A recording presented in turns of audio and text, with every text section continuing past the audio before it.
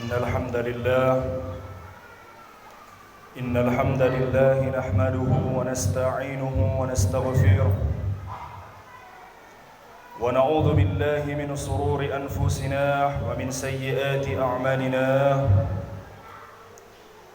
من يهده الله فلا مضل له ومن يضلله فلا هادي له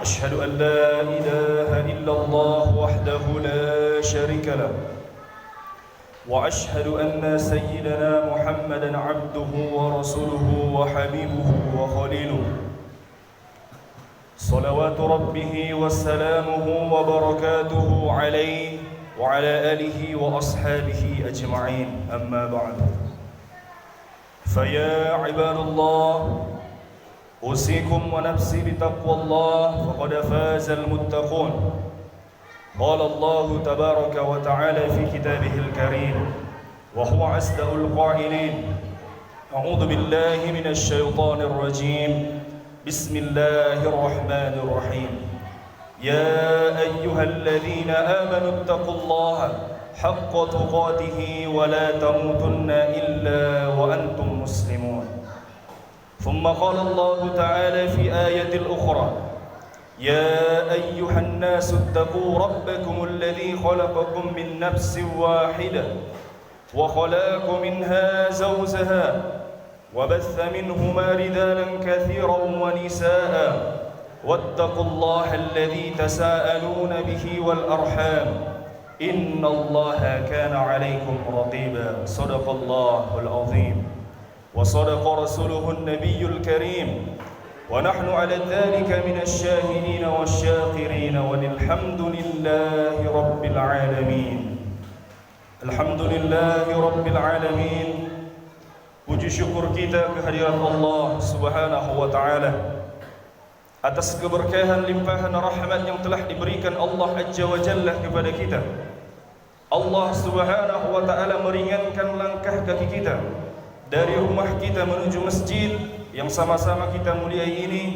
Kita melaksanakan salah satu kewajiban kita, yaitu melaksanakan salat Jumat. Mudah-mudahan rahmat, taufik, karunia ikut bersama kita, dan ketika kita keluar dari masjid ini, kemudian Allah Subhanahu wa taala memberikan kita naungannya, memberikan kita ampunannya dari setiap langkah kaki kita. Kita diberikan Allah Subhanahu wa taala nikmat sehat, yang mana kita ketahui bahwa nikmat sehat ini yang paling banyak kita lupakan dalam kehidupan dunia ini. Begitu pula Nabi sallallahu alaihi wasallam meriwayatkan sebuah hadis dalam kitab Adabul Mufrad riwayat Imam Bukhari dalam Sahih Bukhari nomor hadis 612. Qala an-nabiy sallallahu alaihi salatu wassalam ni'matani maqbulun fihima katsirun minan nas as-sihhatu wal furah. Jadi ada dua nikmat. Dua nikmat inilah yang terkadang kita lupakan. Dua nikmat inilah yang terkadang kita lalaikan. Dua nikmat inilah yang terkadang kita lupakan dan kita lalaikan. Yang pertama adalah as-sihhat, nikmat sehat. Bangun pagi-pagi, bangun pagi hari, kita masih sehat. Kita masih dapat melangkahkan kaki kita. Kita masih dapat memandang dunia ini. Kita masih dapat menyentuh. Adalah nikmat yang sangat lama kita lupakan dan paling cepat kita lupakan. Padahal itu adalah nikmat terbesar dari Allah Azza wa Jalla. Yang kedua adalah wal furah, nikmat luar. Ketika kita keluar dari masjid yang mulia ini, kita temui orang-orang yang berada di luar masih hulu halang dalam pekerjaannya, masih hulu halang dalam kendaraannya, bahkan tidak mau menunaikan salat Jumat, bahkan diam di rumahnya tanpa mengerjakan salat Jumat. Itulah Allah Subhanahu wa taala yang dimurkai Allah Subhanahu wa taala. Dan kita yang berada di masjid yang mulia ini tentunya telah diberikan Allah Azza wa Jalla as-sihhatu wal furah. Maka dengan membalasnya, dengan berterima kasih kepada Allah Subhanahu wa taala, disusun satu ayat, disusun satu kalimat. Ketika kita bersyukur, maka menambah ketakwaan kita kepada Allah Subhanahu wa taala, yang sama-sama kita ketahui dengan bersyukur mengucapkan alhamdulillahi rabbil alamin. la in sakartum la azidannakum wa la in kafartum inna adzabi lasyadid. Jika engkau bersyukur, maka nikmat itu akan aku tambahkan kepadamu. Namun jika engkau kufur, tidak bersyukur, maka sesungguhnya siksaku sangat pedih. Nabi alaihi salatu wassalam meriwayatkan sebuah hadis, man yaskur kathir lam yaskur qalil.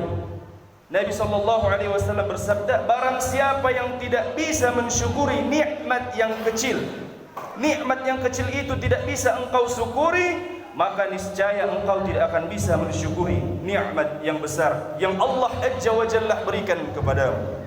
Salawat dan salam kepada Sayyidina wa Maulana Muhammad sallallahu alaihi wasallam.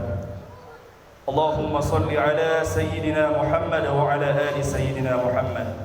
Suri tauladan kita, contoh motivator kita, bagaimana akhlak-akhlak daripada Rasulullah sallallahu alaihi wasallam yang tidak ada kita temukan pada siapapun makhluk di muka bumi ini, maka dikatakanlah Rasulullah sallallahu alaihi wasallam sebagai suri tauladan kita.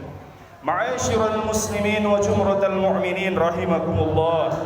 Di mimbar yang mulia ini, selaku khatib berwasiat kepada pribadi khatib sendiri dan mengajak saudara-saudaraku yang dimuliakan Allah Subhanahu wa taala, marilah kita senantiasa meningkatkan takwa kita kepada Allah Subhanahu wa taala. Takwa dengan sebenar-benarnya, yakni melaksanakan segala perintah-perintah Allah Subhanahu wa taala, dan kita mencoba yaitu menghindari, kita mencoba mengikuti ataupun menghindari yaitu larangan-larangan Allah Subhanahu wa taala. Yang kita ikuti adalah perintah-perintah Allah dan kita jauhi larangan-larangan dari Allah Subhanahu wa taala. Jamaah Jumat yang dimuliakan Allah Subhanahu wa taala, sudah tidak terasa lagi kita sudah di penghujung bulan Sya'ban. Bagaimana kita ketahui bahwa akan ada satu bulan yang sangat mulia, ada satu bulan yang dapat menghapus seluruh dosa-dosa kita, yang dapat memberikan keberkahan, kemuliaan di dalam hati kita, yaitu bulan Ramadan. Ketika datang bulan Ramadan di zaman Nabi alaihi salatu wassalam, ketika datang turunnya perintah Ramadan ini, apa kata Rasulullah kepada sahabat-sahabatnya? Apa kata Rasulullah kepada penduduk kota Madinah? Dan apa Rasulullah katakan kepada kita umatnya? As-siyamu junnatun. Siyam, as-siyamu junnatun, yaitu ayat yang turun kepada kita dengan ayat as-siyam, bukan saum. Saum itu terdapat dalam Al-Quran surah ke-19 ayat 23. Inni nazartu lirahmani sauman fama yukallimal yawmul insiya. Itu dikatakan Allah Subhanahu wa taala kepada Siti Maryam, makanlah minumlah. Akan tetapi ketika Bani Israel mengatakan kepadamu, apakah engkau melakukan dosa, maka engkau diamlah. Itu saum namanya. Saum artinya menahan. Akan tetapi perintah yang Allah Subhanahu wa taala turunkan kepada kita, siyam, as-siyamu junnatun. Kemudian siam ini memiliki fakta yang sangat berbeda. Akan tetapi memiliki fakta yang sangat berbeda. Begitu kita laksanakan, maka kita akan mendapatkan yaitu junnah. Apa itu junnah? Perisai dari dalam diri kita. Apabila kita melaksanakan puasa dengan betul-betul, dengan iman dan ketakwaan, semata-mata hanya mengharapkan ridha dan ampunan dari Allah Subhanahu wa taala, maka Allah akan berikan kepada kita junnah, perisai. Perisai terhindar daripada kemaksiatan, perisai terhindar daripada dosa-dosa kita. Perisai apabila ketika selesai bulan Ramadan kita tidak melaksanakan kemaksiatan lagi. Diberikan Allah kepada kita perisai yang mana kita tidak bisa lagi bercakap kotor, kita tidak mampu lagi melakukan dosa. Kenapa? Karena ingat kepada Allah Subhanahu wa taala. Yang kedua adalah di bulan Ramadan itu Allah Subhanahu wa taala memberikan kepada kita lipatan pahala yang sangat berlipat-lipat. Di dalam At-Tirmizi, hadis riwayat Imam Tirmizi, ketika kita membaca Al-Quran maka akan diberikan kemuliaan 10 kali. Di bulan Ramadan Allah akan memberikan kemuliaan berlipat-lipat lagi daripada apa yang kita baca. Jika ikhlas membaca Al-Quran, jika ikhlas membaca Al-Quran, Allah akan berikan kepada kita kemuliaan. Diampuni dosa-dosa orang yang membaca Al-Quran. Dalam membaca Al-Quran itu ada dua target yang bisa kita targetkan. Yang pertama adalah menghafal Al-Quran. Bagaimana metode menghafal Al-Quran agar kita khatam dalam satu bulan Ramadan? Yaitu kita baca 1 juz dalam sehari.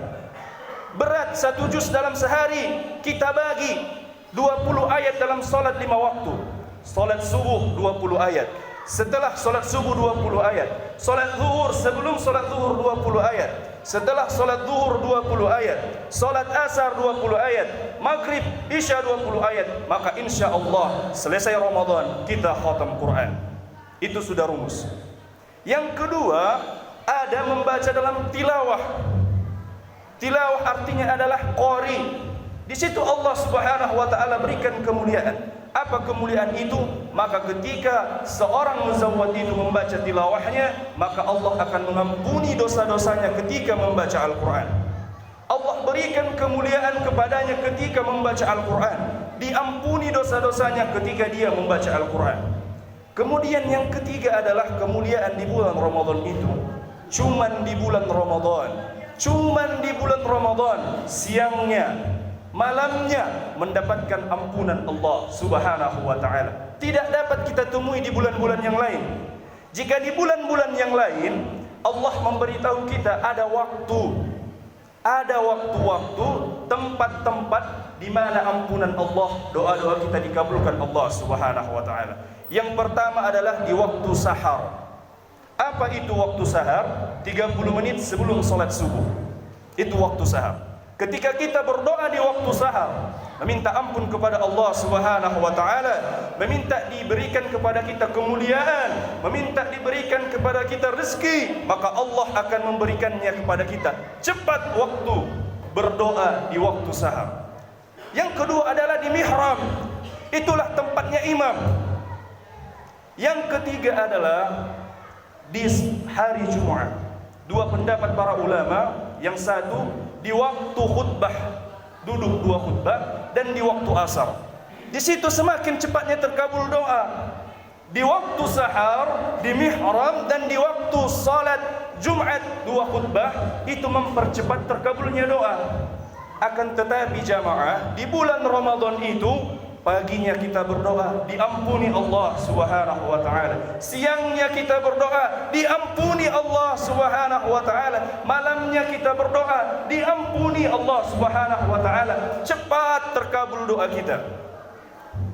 Di pagi hari kita meminta ampun kepada Allah. Ya Allah, ampuni dosaku, berikan kepadaku rezeki. Allah berikan, Allah ampuni. Di siang harinya Allah ampuni, di malam harinya Allah ampuni. Itulah kemuliaan di bulan Ramadan yang tidak dapat kita temui di bulan-bulan yang lain. Oleh karena itu kita jangan menyia-nyiakan bulan Ramadan yang akan datang ini. Maka sangat merugilah seseorang itu apabila Ramadan telah berlalu, maka dosa-dosanya tidak diampuni oleh Allah Subhanahu wa taala. Kemudian yang keempat adalah peningkatan kualitas implementasi daripada ibadah kita. Implementasi ibadah. Kita tingkatkan ibadah kita di bulan Ramadan. Apa saja ibadah yang perlu kita tingkatkan di bulan Ramadan itu? Yang pertama adalah salat. Salatlah yang harus kita tingkatkan amalan di bulan Ramadan. Salat 5 waktu kita jaga. Kemudian ada salat yang memperbaiki kualitas salat 5 waktu. Jadi apabila salat 5 waktu kita itu kualitasnya rendah, artinya terburu-buru, memikirkan dunia, masih ada pekerjaan yang belum selesai, salat inilah yang memperbaiki kualitas salat 5 waktu. Apa itu? Salat rawatib. Bagaimana kita mengetahui salat rawatib itu? Ada 12 rakaat. 2 sebelum subuh, 4 sebelum zuhur, 2 setelah zuhur, 2 setelah maghrib, kemudian 2 setelah isya. Itu yang harus kita tingkatkan salat kita. Kita tingkatkan salat 5 waktu, kita tingkatkan rawatib. Kemudian ada salat yang tidak menentukan aspek tersebut, seperti tahiyatul masjid, salat syuruk, salat duha. Salat duha itu terbagi 3. Pertama awal duha. Awal duha itu setengah jam setelah solat subuh. Kita solat. Kemudian pertengahan duha antara jam 8 sampai jam 10. Kemudian akhir duha itu antara jam 11 sampai zuhur. Kita tingkatkan solat kita. Kemudian amalan yang kita tingkatkan yang kedua adalah membaca Al-Quran, bersedekah. Bagaimana kita ketahui hadis dari riwayat Bukhari, qala Nabi sallallahu alaihi wasallam, Nabi sallallahu alaihi wasallam itu adalah orang yang sangat dermawan, memberi kepada sesama, sangat baik akhlaknya. Akan tetapi di bulan Ramadan Rasulullah semakin dermawan lagi. Kemudian di bulan Ramadan itu Rasulullah sallallahu alaihi wasallam meriwayatkan sebuah hadis, bersedekah itu tidak harus dengan duit. Bisa saja dengan air minum, bisa. Bersedekah dengan sebiji kurma, bisa. Akan tetapi kata halus yang dilakukan Rasulullah itu memberikan kepada sesama. Bahkan Rasulullah meriwayatkan sebuah hadis, barang siapa yang memberikan bukaan kepada seorang yang berpuasa, maka Allah akan berikan kepadanya pahala sama seperti orang yang berpuasa tanpa dikurangi sedikit pun. Jadi jamaah Jumat yang dimuliakan Allah Subhanahu wa taala, itulah kemuliaan di bulan Ramadan yang tidak ditemui di bulan-bulan yang lain. Itulah amalan ibadah yang kita tingkatkan di bulan Ramadan yang kita tidak temukan di bulan-bulan yang lainnya kecuali di bulan Ramadan. Kemudian kita yang datang ke masjid ini, Nabi sallallahu alaihi wasallam meriwayatkan hadis, man kharaja fi talabil ilmi fa huwa fi sabilillah hatta yarji. Jadi Rasulullah bersabda, siapa yang keluar dari rumahnya untuk mendapatkan ilmu, yakni beribadah mendapatkan ilmu, keluar dalam pemahaman mendapatkan ilmu kepada Allah Subhanahu wa taala, fa huwa fi sabilillah hatta yarji, maka akan diberikan kepadanya pahala sama seperti pahala orang yang berjihad. Mungkin hanya ini yang dapat khatib sampaikan pada kesempatan Jumat yang berkah ini. Mudah-mudahan kita dapat menantikan kehadiran Ramadan. Ketika sampai di bulan Ramadan, kita hadirkan anggaran kita untuk bersedekah. Kita hadirkan ilmu kita untuk membaca Al-Quran. Kita tingkatkan kualitas ibadah kita dengan menjaga salat 5 waktu, salat rawatib dan salat tanpa aspek. Kita jalankan setiap perintah Allah Subhanahu wa taala, karena ada dalam satu bulan, ada dalam satu hari yang mana satu hari ini lebih baik daripada 1000 bulan, yaitu malam Lailatul Qadar. Diriwayatkan oleh ulama-ulama kita, ulama-ulama tasawuf, ulama-ulama tafsir, 1000 bulan itu sama dengan 83 tahun. Umur kita belum tentu sampai 83 tahun. Akan tetapi ketika kita beribadah menghidupkan malam Lailatul Qadar itu, maka diampuni dosa-dosa kita yang telah lalu. Dan umur yang kita jalankan selama 60 atau 50 tahun itu belum bisa membalas pahala selama satu malam Lailatul Qadar. Mudah-mudahan apa yang khatib sampaikan bermanfaat bagi diri khatib sendiri dan kepada jamaah yang dimuliakan Allah Subhanahu wa taala. Amin ya rabbal alamin. Barakallahu li wa lakum fil Qur'anil azim. ونفعني وإياكم بما فيه من الآيات وذكر الحكيم وتقبل مني ومنكم تلاوته إنه هو السميع العليم. أقول قولي هذا واستغفر الله العظيم لي ولسائر المسلمين والمسلمات والمؤمنين والمؤمنات فاستغفره إنه هو الغفور الرحيم.